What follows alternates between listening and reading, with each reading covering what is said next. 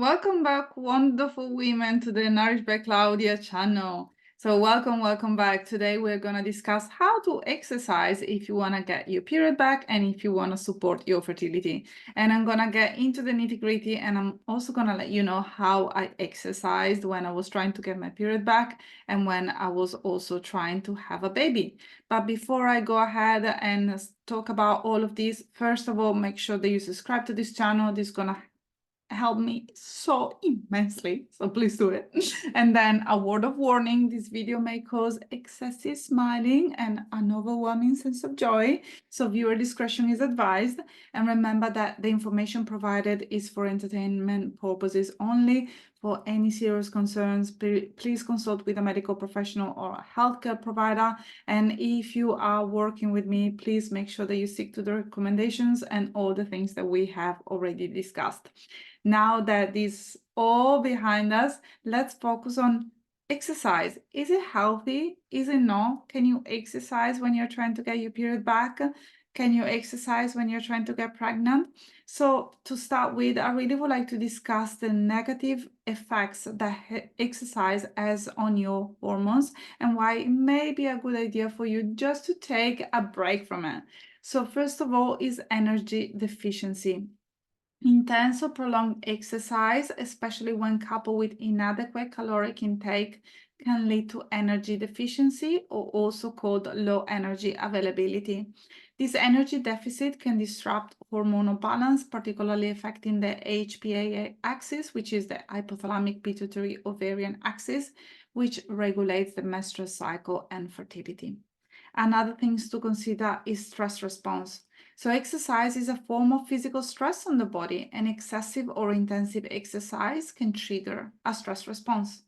Chronic stress, whether from exercise, mental stress, or other sources, can lead to dysregulation of the HPA axis, which may further disrupt the reproductive hormones production and menstrual function.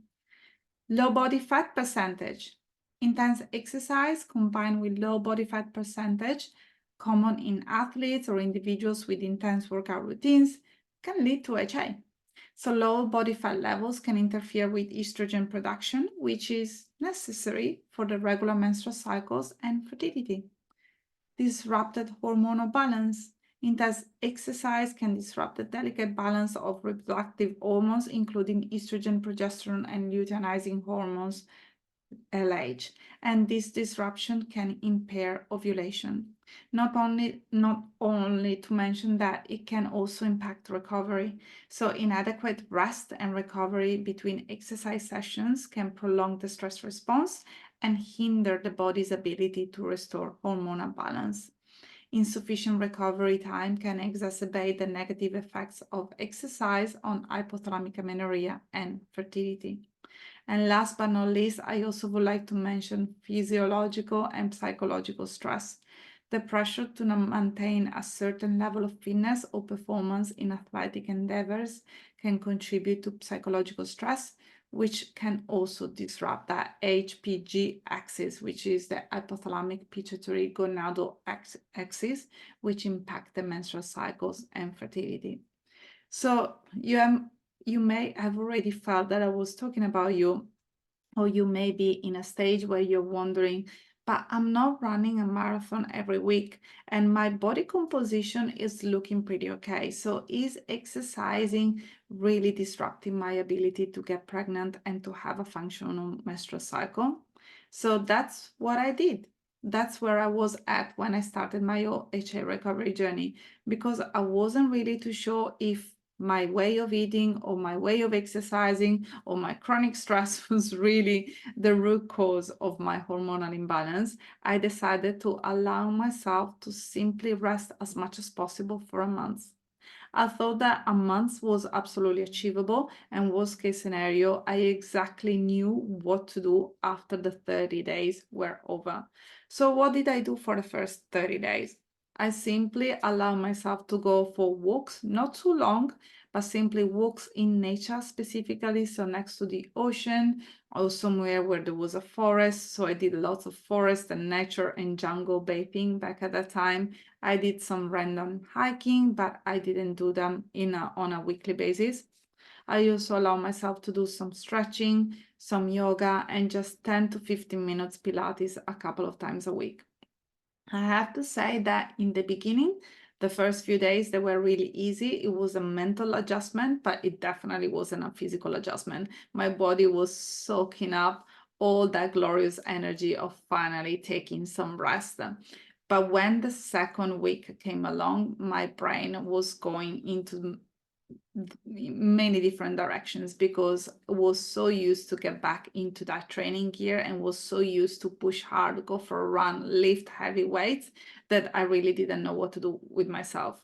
So back at that time, I decided to create a vision board, and so that I knew why I was in that process, why I had decided to take a break from exercising. And I also created a calendar, and in my calendar every single morning I woke up, I put a cross on the day. So because I knew that I had to only reach 30 days. Why 30 days? Because 30 days was enough for me to start implementing a new routine, to start really writing down my whys and all the reasons why getting my menstrual cycle back was super important for me.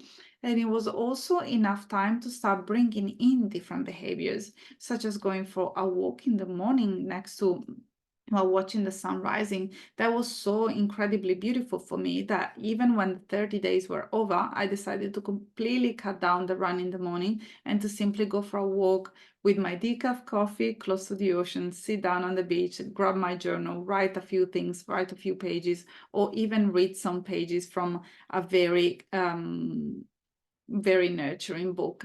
And that was my routine for at least a good 3 months.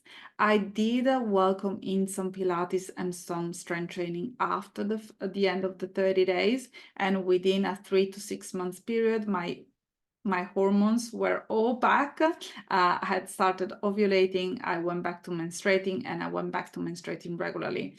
And just for all of you that are wondering, I've never gone back into running simply because I also realized that while I was allowing myself to rest and while I started exercising differently, I also stopped making all those bookings to my physios. I wasn't seeing my chiro regularly. I didn't need to get a remedial massage regularly. I didn't need any deep tissue massage really, because the only time that I really wanted to get a massage was in moments where I needed to be nurtured, and sometimes a relaxing massage was much better than that deep screaming tissue massage.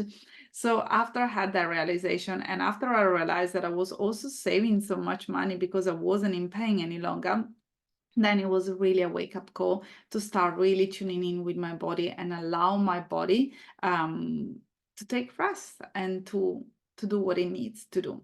And that's normally what I also do with my clients. I find out the way that they're training. I start from the same place where they're starting, and I approach the routine from a place of kindness, understanding, empathy, and knowledge as well. If I think that if you book in a call with me, and if I think that you're exercising too much, I'm going to be very straightforward and I'm going to let you know, but I'm never going to be the one suggesting you to sit in the couch and do nothing for 30 days to 90 days, because I don't think that it's healthy, not only from a physical perspective, but especially from a spiritual, emotional, and psychological perspective. So thank you so much for listening to me today. And if you haven't watched my video on how I ate to get my period back, please make sure that you do so now. I see you next time. Bye.